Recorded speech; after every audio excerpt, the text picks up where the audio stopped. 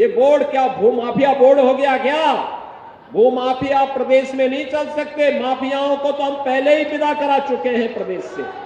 हम आभारी हैं प्रधानमंत्री मोदी जी के, गृह मंत्री अमित शाह जी के, जिन्होंने वक्फ बोर्ड की मनमानी पर लगाम लगा करके वेलफेयर के कार्य के साथ ये सभी बोर्ड जुड़े। इसके लिए वक्फ बोर्ड से संबंधित एक अत्यंत महत्वपूर्ण अधिनियम को संसद में, लोकसभा में पारित किया है। अब सामान्य रूप से इलाहाबाद नहीं रहा, अब ये प्रयागराज हो गया है। प्रयाग का मतलब मिलन स्थल और प्रयागराज का मतलब महामिलन स्थल। महामिलन स्थल, मां गंगा भी मिलती है, यमुना भी मिलती है, मां सरस्वती भी मिलती है, उनका मिलन तो है ही। आज यहां पर इसीलिए निषाद राज की इस परंपरा के प्रति कृतज्ञता ज्ञापित करने के लिए प्रयागराज को फिर से 580 करोड़ रुपए की परियोजनाओं की सौगात हम आपको देने के लिए आए हैं। 580 करोड़ रुपए की।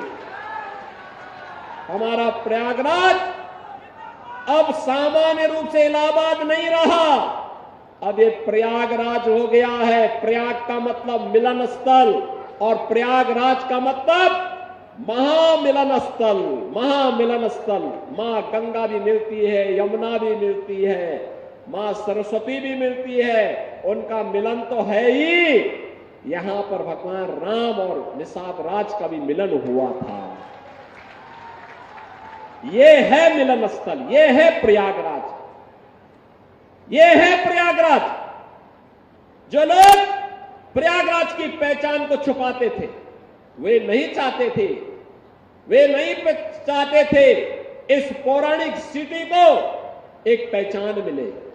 वे नहीं चाहते थे कि निषाद राज और भगवान राम के इस मिलन स्थल को एक पहचान मिले, क्योंकि उनके लिए अपना वोट बैंक महत्वपूर्ण था। देख रहे हो ना, देख रहे हो, यहां पर भी निषाद राज की पौराणिक भूमि पर कब्जा और जगह जगह शहरों पर भी वक्फ के नाम पर कब्जे किए गए हैं। अब तो हम प्रधानमंत्री जी के प्रति आभार व्यक्त करते हैं। देखा ना, वक्फ बोर्ड ने कैसा मनमानापन उस समय बयान दे रहे थे। जब हम कुंभ का आयोजन करने जा रहे थे, उस समय वो बयान दे रहे थे कि प्रयागराज में कुंभ की भूमि भी वक्फ की भूमि है। अबे हमने कहा ये बोर्ड क्या भूमाफिया बोर्ड हो गया क्या? भूमाफिया प्रदेश में नहीं चल सकते। माफियाओं को तो हम पहले ही विदा करा चुके हैं प्रदेश से। अब उत्तर प्रदेश में माफियागिरी नहीं चलेगी। महाकुंभ भव्य और दिव्य होगा। और बहनों और भाइयों, और भव्य और दिव्य कुंभ हुआ है। हम आभारी हैं प्रधानमंत्री मोदी जी के, गृह मंत्री अमित शाह जी के, जिन्होंने वक्फ बोर्ड की मनमानी पर लगाम लगा करके वेलफेयर के कार्य के साथ ये सभी बोर्ड जुड़े। इसके लिए वक्फ बोर्ड से संबंधित एक अत्यंत महत्वपूर्ण अधिनियम को संसद में, लोकसभा में पारित किया है। आज राज्यसभा में भी पारित होगा।